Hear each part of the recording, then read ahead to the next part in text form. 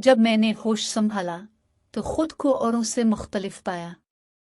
मुझे लगता था कि मेरे पास किसी चीज की कमी है।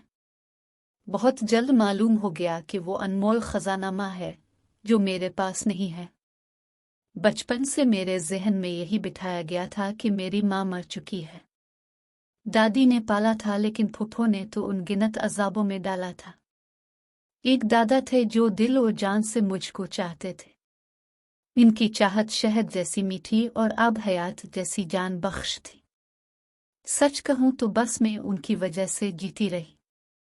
दादा की शख्सियत भरपूर बातमात थी कि मैं नन्ही मनी सी जान हर आन दौड़ी जाती और अपना हर दुख उनसे बयान कर देती, जबकि वालिद से डरती थी। और दादी जान, उनका रवैया तो बड़ा अजीब सा था। कभी बहुत चाव करती और कभी डांट देती। गरज उनके मिजाज का कोई भरोसा नहीं था। घड़ी में तोला, घड़ी में माशा फूफो, जिनको मैं गुस्से से बुआ चिमनी कहती, उनका असल नाम चमन आरा था। वो मुझको बहुत आज़ार दिया करती थी।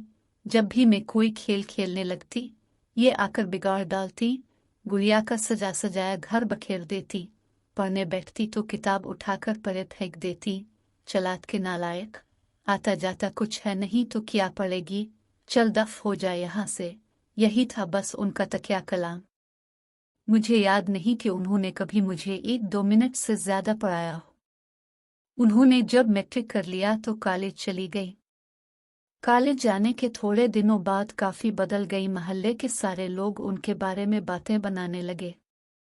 मैं अब बच्ची ना रही थी, खासी समझदार हो चुकी थी, लोगों की बातों को समझने लगी थी। वो कहते कि चमन के माँ बाप की गफलत देखो, इनको पता नहीं कि बेटी किस राह चल दी है। चमन आरा ने तो पर पुर्जे निकाल लिए हैं।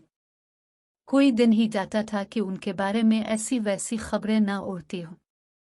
मेरे भी कान खड़े हो जाते, सोच में पड़ जाती कि मेरी फूफो के साथ क्या होने वाला है। दरअसल दादी ने उनको सर चढ़ रखा था। दादा समझाते तो जवाब देती कि अपनी अक्ल अपने पास रखो, तुम्हारे मशवरों की जरूरत नहीं। वो ये सोच कर चुप हो जाते कि घर में झगड़ा होने से बदमज़गी होगी और मेरी पोती परेशान होगी। उन्हीं दिनों अबू ने दूसरी शादी कर ली और बीवी को लेकर बैरून मुल्क चले गए। उनके जाने के बाद फूफो आज़ाद हो गई। कॉलेज से देर से लूटती। वो खूबसूरत थी, कई रिश्ते आए मगर उन्होंने इनकार कर दिया। वो 3rd ईयर में थी जब एक रिश्ता आया। वो इस रिश्ते पर निहाल थी। दादी से कहा कि बस यही हाँ कर दो। दादी बोले, अनजान लोग हैं, देखे ना भाले, कैसे हाँ कर दूं। आपके नहीं मेरे तो देखे भाले हैं। मेरे साथ एक लड़की पढ़ती है, ये इसका भाई है। वो मेरी गहरी सहेली है। गरज रिश्ते के लिए अनजान उर्त 2-3 बार आई तो दादी सोचने पर मजबूर हो गई। दादा से डर था कि गैर लोगों का रिश्ता कबूल न करेंगे, तभी दादी ने उनसे कहा, ये मेरी एक रिश्ता की बहन के जाने वाले हैं, अच्छा घराना है, लड़का पढ़ा लिखा है, अमीर लोग हैं और अपनी जमींदारी है। उन्होंने बेटी की खुशी के लिए अपनी तरफ से कहानी बनाकर दादा को साना दी। बात यह थी कि फूफो ने कॉलेज आते जाते किसी लड़के से दोस्ताना बना लिया था। वो इससे बाला बाला घर से बाहर बातें कर लेती। कुछ मोहल्ले के लड़कों को पता था वो बदनाम हो रही थी, मगर घर वालों को पता नहीं था। और दादी बेचारी भोली भाली, हमेशा घर में रहने वाली, उन्होंने बाहर की दुनिया कब देखी थी, उन्हें जमाने का पता ना था। उन्होंने दादा को एतमाद में लिया और रिश्ते के लिए आने वाली ख्वातीन को हाँ कर दी। दादी ने लड़के को भी बस एक बार दूर से देखा कि कद काठ शक्ल सूरत का अच्छा है, बाकी सीरत का भरोसा उसके घर वाले के कहने से कर लिया और शादी की तारीख दे दी। शादी 1 माह बाद होनी थी। मंगनी की रस्म अलबत्ता सादगी से अंजाम पा गई। दादा ने मंगनी वाले दिन भी मुनीर को ना देखा, क्योंकि मंगनी में अंगूठी और मिठाई लेकर सिर्फ ख्वातीन आए। लड़का नहीं आया। उसकी माँ और बहनें कुछ रिश्तेदार ख्वातीन के साथ आकर मंगनी की रस्म कर गई। फुप्पू की खुशी का तो कोई ठिकाना ही ना था। इस खुशी में उन्होंने थरदार का इम्तिहान भी ना दिया कि बस अब 1 माह बाद शादी है।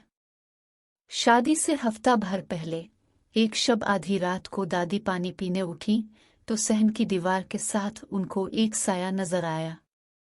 मारे खौफ की उनकी चीख निकल गई और उन्होंने चूर चूर कर शोर मचा दिया। तभी सा यह दीवार फलांग कर भागने लगा कि महल्ले के चौकीदार ने इसे पकड़ लिया। शोर सुआन कर महल्ले वाले अलफाटे गए और उन्होंने इसे पुलिस के हवाले करना चाहा। तब इस शख्स ने जान बचाने की खातिर लोगों से कहा कि मैं चूर नहीं, अहमद साहिब का रिश्तेदार हूँ। लोग बोले, अगर तुम उनके रिश्तेदार हो तो आधी रात को क्या करने आए थे? वो भी दीवार फलांग कर ये मिलने का कौन सा तरीका है? तुम दरवाजे पर दस्तक देकर अंदर जा सकते थे। मैं दरअसल उनकी बेटी का मंगेतर हूँ और अपनी मंगेतर से मिलने आया था। रात गए दरवाजे पर दस्तक देना मुनासिब नहीं लगा तो दीवार फलांग गया। तमाम महल्ले वालों ने दांतों तले उंगलियां दाब ले।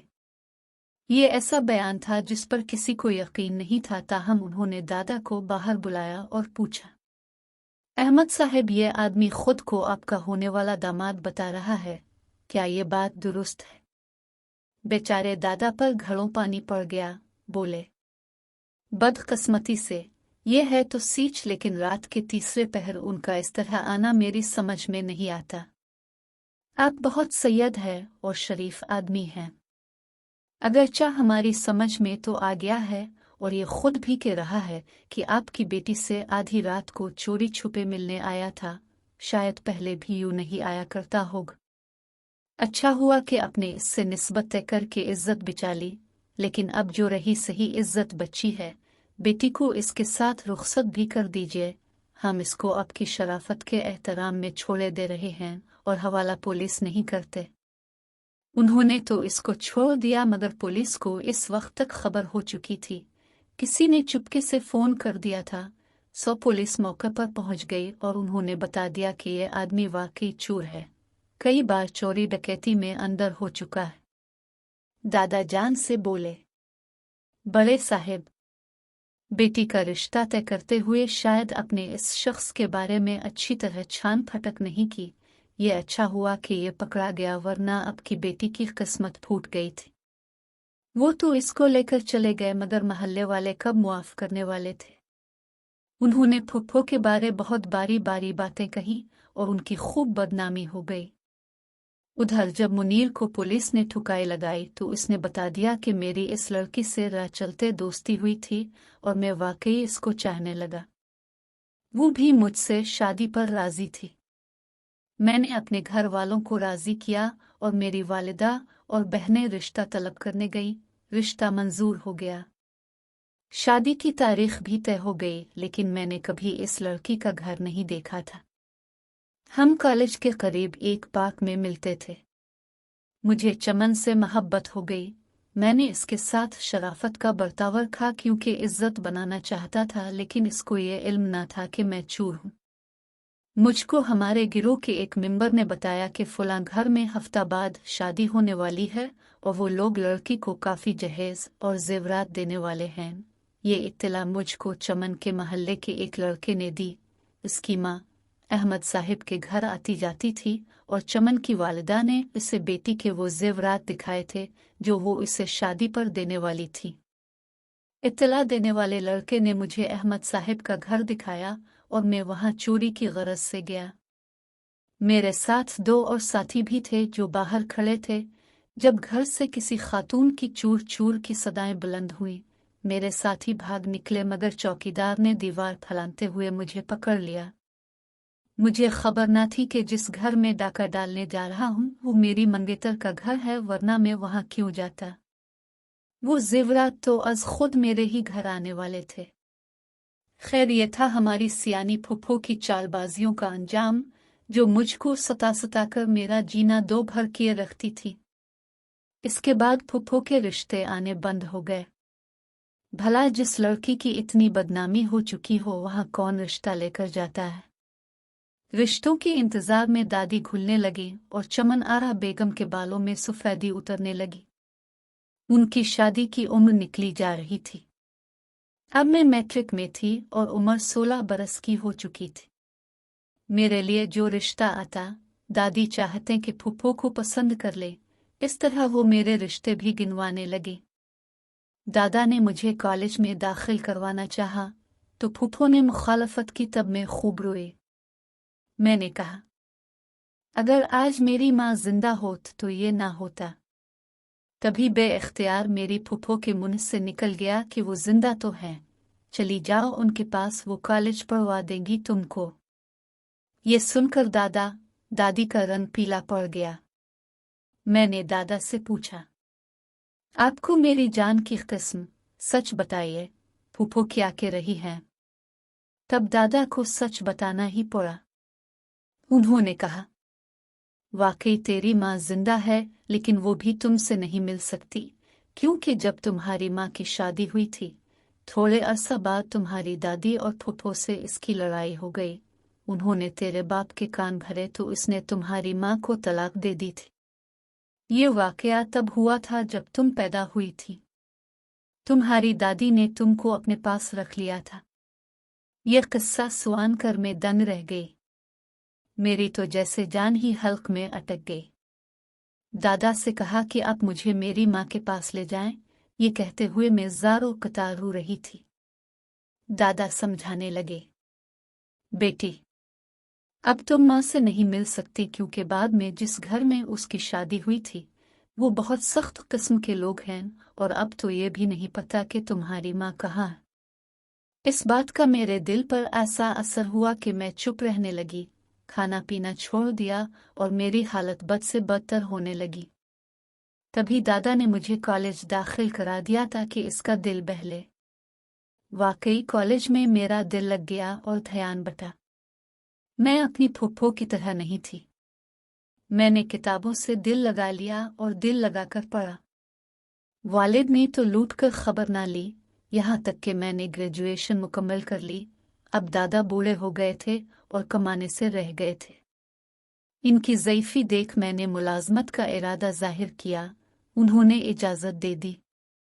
किस्मत अच्छी थी कि जल्द ही मुलाजमत मिल गई, और मुलाजमत भी अच्छी कंपनी में मिली। वहाँ सभी तहजीब याफ्ता और शाइस्ता थे। मैं रोज़ वक्त पर दफ्तर जाती, सुकून से काम करती और वक्त पर घर आ जाती। एक रोज़ में अपने ऑफिस के कमरे में बैठी काम कर रही थी कि एक नौजवान जिसका नाम महताब था मेरे कमरे में आ गया। वो मुझसे सीनियर अफसर था।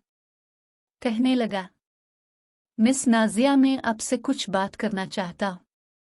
वो काफ़ी खूबसूरत था। मैं उसकी मातहत थी और मुलाजमत में भी नई आई थी। मुझे लगा शायद मुझसे कोई गलती हो गई है। सर, अगर मुझसे कुछ गलती हो गई है तो मुआफ़ी चाहती हूँ, आइंदा ख्याल रखूंगी। इस जवाब पर वो मेरा मुंह तकता रह गया और मैं इतना घबराई कि अभी वो मेरे कमरे में ही था कि मैं अपनी नशिस्त से उठकर चली गई और अपनी एक साथी लड़की के पास जाकर बैठ गई। बाद में मुझे अपनी इस बदतमीजी पर शर्मिंदगी भी हुई कि कम अज कम उसकी बात तो सुन लेती। आखिर वो कहना क्या चाह रहा था। सोचने लगी, वाकई क्या मैं अंदर से इतनी कमज़ोर हूं कि किसी की बात सुनने का भी हौसला नहीं है मुझ में। एक माह बाद एक रोज़ मैं अपनी सीट पर बैठी काम कर रही थी कि महताब आहिस्ता कदमों से कमरे में आया और मेरी सीट के सामने बैठ गया। मुझे इसके आ बैठने का एहसास ही न हुआ और मैं सर झुकाए महवियत से काम में मशगूल रही।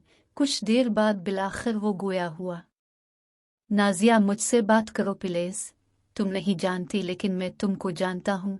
मैं तुम्हारी उम्मी का रिश्तेदार हूँ। अम्मी का नाम सुनकर मैं चौंक गई और हैरत से उसकी तरफ देखने लगी। मेरा यकीन करो, मैं तुम्हारी सगी खाला का बेटा हूँ। मेरा दिल जोर जोर से धड़कने लगा। अगर ये वाकई सच है तो मैं नाहक इससे भाग रही थी। एक आस बंधी, शायद इसके जरिया माँ मिल जाए, माँ से मिल पाऊं और उनके गिले लग जाऊं। आपको कैसे पता कि मैं कौन हूँ, किसकी बेटी हूँ? मैंने कांपती आवाज में पूछा। जब तुमने मुलाजमत के लिए दरखास्त दी थी तब मैंने तुम्हारा और तुम्हारे वालिद का नाम पता पढ़ा तो पता चला कि तुम कौन हो। लेकिन इस दरख्वास्त में मेरी माँ का नाम तो दर्ज नहीं था। फिर भी तुमसे बात करके तस्दीक तो की जा सकती थी, क्योंकि मेरी माँ जो पता बताती थी तुम्हारी दरख्वास्त पर वही पता लिखा था। अब माँ की तलब और चाहत मुझ पर गालिब आ चुकी थी, लिहाजा मैंने वदा कर लिया कि मैं उसकी वालिदा से मिलूंगी। एक दिन मैं महताब के हमरा इसके घर चली गई। इतना प्यारा घर देखकर मेरा अजीब हाल था, जी चाहता था यही रह जाऊं। वहां सिर्फ उसकी माँ थी जो मेरी रिश्ते में खाला लगती थी। ये एक छोटा सा कुंबा था। इसकी माँ ने मेरा मुंह चूमा और बेटी कहकर गिले लगा लिया।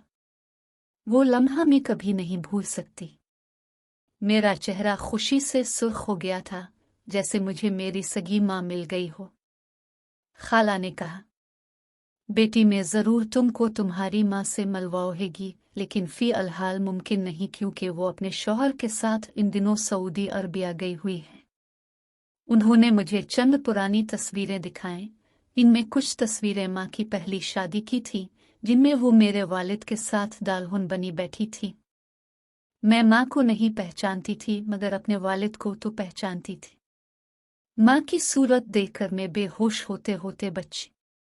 मैंने कहा, खाला मैं अब अपनी माँ के पास रहना चाहती हूँ। वो कहने लगी, बेटी एक ही सूरत है हमारे खानदान में शामिल होने की कि तुम पहले मेरी बहू बनकर हमारे खानदान में आ जाओ। इसके बाद तुम्हारा तुम्हारी उम्मी से मिलना और उनके साथ रहना आसान हो जाएगा। माँ से मिलने के लिए कुछ भी कर सकती थी, मुझे हर शर्त मंजूर थी, जबकि महताब तो मुझे अच्छा लगा था। मैं भला क्यों इनकार करती, हालांकि जानती थी कि अगर फूफो और दादी को इस बात की भनक भी पड़ जाती कि मैं माँ से मिलना चाहती हूँ, वो मुझ पर अरसा हयात तंग कर देती। मैंने खाला से कहा, मैं तो अब से जुदा होना ही नहीं चाहती। अब से मेरी माँ की खुशबू आती है। बहरहाल इस रोज़ तो मैं वक्त पर अपने घर पहुंचा दी गई, लेकिन 4 दिन बाद खाला मेरा रिश्ता लेने आए। जब उन्होंने रिश्ते की बात की तो दादी को पता चल गया कि ये तो मेरी माँ की रिश्तेदार है। उनका मूड सख्त आफ हो गया। उन्होंने कहा, मेहरबानी से अभी इसी वक्त चली जाओ। मुझे अंदाजा हो गया है कि मेरी साबिका बहू ने तुमको भेजा है ताकि तुम लोग हमारी पोती पर कब्जा कर सको। खाला ने लाख कहा कि मेरी बहन ने मुझे नहीं भेजा, उनको तो कुछ पता भी नहीं, मगर दादी ना माने। खाला के जाने के बाद मैं बहुत रोई। ज्यादा दुख इस बात का था कि दादी अभी तक मेरी माँ का जिक्र तक सुनना नहीं चाहती थी। हालांकि माँ का हक भी बाप के बराबर होता है, मगर उन्होंने कभी मेरी माँ के हक को तस्लीम नहीं किया था। 2 माँ की बच्ची को उसकी माँ से छीन लेना और फिर कभी इस औरत को उसकी बच्ची की शक्ल तक न देखने देना, ये जुल्म की इंतहा न थी तो और किया था। आज खुदा ने दादी को इस जुल्म की तलाफी का मौका दिया। उन्होंने फिर भी ये मौका गंवा दिया। दादा को मेरे डाके और परेशानी का अंदाजा था, लेकिन वो खामोश तमाशाई बने हुए थे। खुदा की मर्जी, अगले दिन दादी और फूफो किसी काम से लाहौर चली गई। वो अपने किसी रिश्तेदार के पास गई थी। दादा ने मेरी उतरी हुई सूरत देखी, कुछ सोचा, मेरे पास आए और मुझे से महताब के बारे में पूछा। फिर पता पूछकर उनके घर चले गए। मैं हैरान इस वक्त हुई जब अगले दिन शाम को मौलवी साहिब के हमरा महताब, उनके 2-3 रिश्तेदार और हमारे महल्ले के 2 बुजुर्ग हमारे घर आ गए। दादा ने मुझे नया जोड़ा दिया जो खाला लाई थी। कहा कि ये पहन लो, मैं तुम्हारा निकाह कर रहा हूँ। खाला और उनकी बेटी ने मुझे तैयार किया और मेरा निकाह महताब से हो गया। मैं बार बार आंखें खोलती और बंद करती थी कि कहीं ये ख्वाब तो नहीं, लेकिन ये ख्वाब न था, हकीकत थी। और ये भी हकीकत थी कि जिस कदर मोहब्बत मेरे दादा जान ने मुझसे की थी, किसी ने नहीं की। ये वही थे कि जिनकी बदौलत मुझे अपनी जिंदगी की सबसे बड़ी खुशी मिली।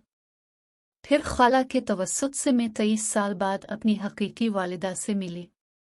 इस वक्त की खुशी को मैं क्या रकम करूं कि इसके लिए मेरे पास अल्फाज ही नहीं हैं। बहरहाल इस दिन निकाह के बाद दादा जान ने मुझे खाला और महताब के साथ रुखसत कर दिया। मैं नहीं जानती कि दादी और फूफो पर क्या गुजरी, لیکن جو ماں پر گزری وہ بھی انہوں نے مجھے نہ بتایا کہ بیٹی کو داکے ہوگا۔ خدا کا شکر کہ میرے دادا مجھ سے راضی تھے، ورنہ میرا یہ خواب بھی پورا نہ ہوتا۔